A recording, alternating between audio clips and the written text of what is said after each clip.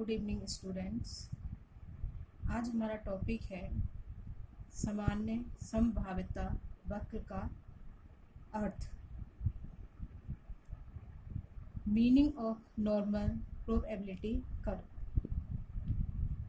सामान्य वितरण वक्र का प्रत्यय मतलब यानी कंसेप्ट संभावना सिद्धांत पर आधारित है, जो कि मात्र सांख्यिकी का ही एक महत्वपूर्ण अंग नहीं है, वरन वैज्ञानिक दृष्टि से भी इसकी उपयोगिता को कम नहीं आंका जा सकता है। यानी सामान्य वितरण वक्र का प्रत्यय जो है संभावना सिद्धांत पर आधारित है, जो कि मात्र सांख्यिकी का ही एक महत्वपूर्ण अंग नहीं है, वरन वैज्ञानिक दृष्टि से भी इसकी उपयोगिता को कम नहीं आंका जा सकता है, जिसको हम एक उदाहरण के माध्यम से समझ सकते हैं कि प्रोबेबिलिटी होती क्या है। जैसे कि एक सट्टेबाज है ना, वो लगातार हारने के बाद भी अंत तक इसी संभावना के सहारे खेलता रहता है कि ना जाने कब उसकी हार जीत में बदल जाए। मतलब सट्टेबाज जो है वो लगातार हार रहा है फिर भी खेल रहा है, क्योंकि उसको उम्मीद है या संभावना है कि कब उसकी हार जीत में बदल जाए। दूसरे शब्दों में यह खेल इस दृष्टिकोण को ध्यान में रखकर खेलता है कि उसके हारने एवं जीतने की संभावनाएं बराबर हैं। मतलब हार भी सकता है और जीत भी सकता है, तो हारने एवं जीतने की संभावनाएं बराबर हैं।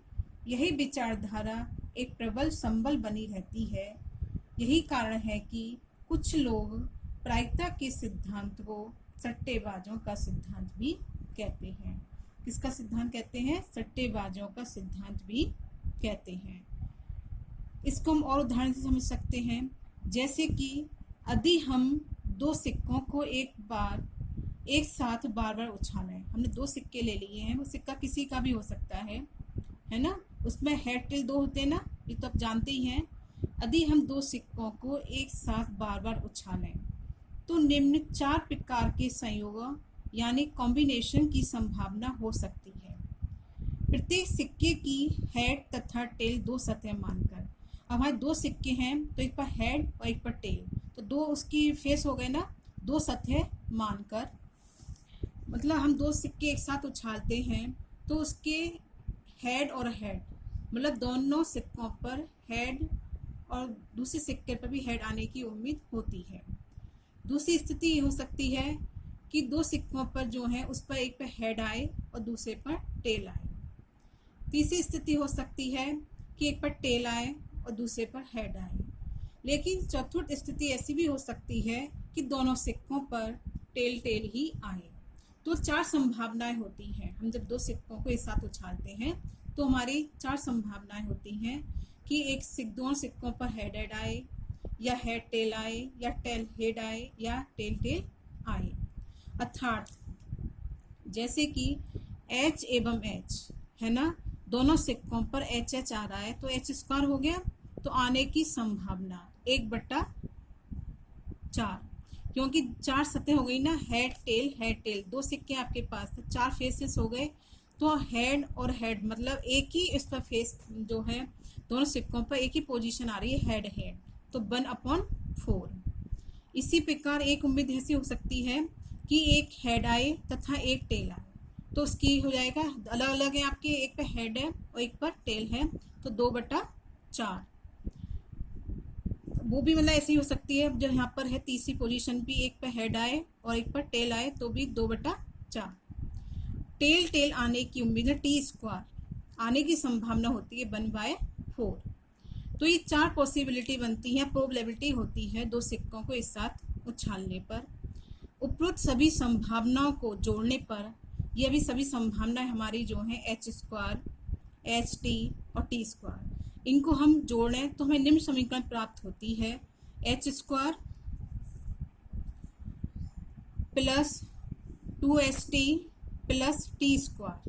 ठीक है, तो इसको हम जब जोड़ेंगे तो बन सकता है H प्लस T का होल स्क्वायर, जो अपन 9th में पढ़ते हैं समीकरण, तो वही चीज़ यहाँ पर होती है कि हम सभी संभावनाएं पॉसिबिलिटी हैं जो इनको जोड़ने पर निम्न समीकरण प्राप्त होती है।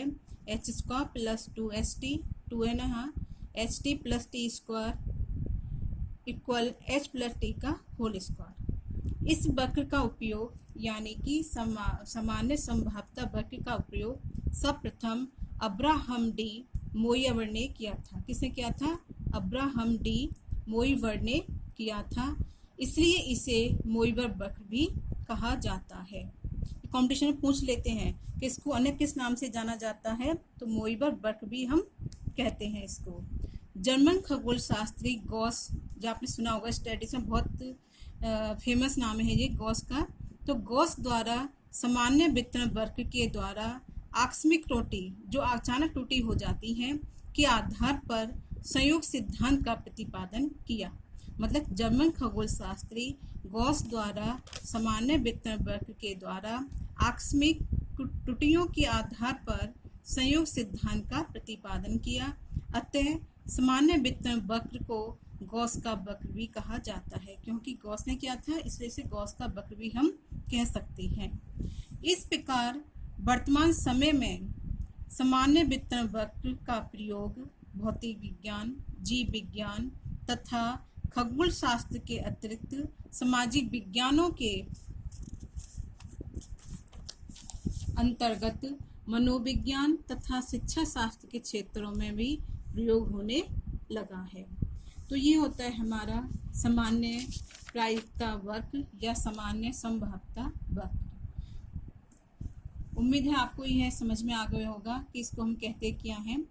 बाकी की आपकी नेक्स्ट वीडियो आएगी, उसमें इसकी विशेषताएं और नॉर्मल प्रोबेबिलिटी कर्व के बारे में डिस्कस करेंगे। Thank you.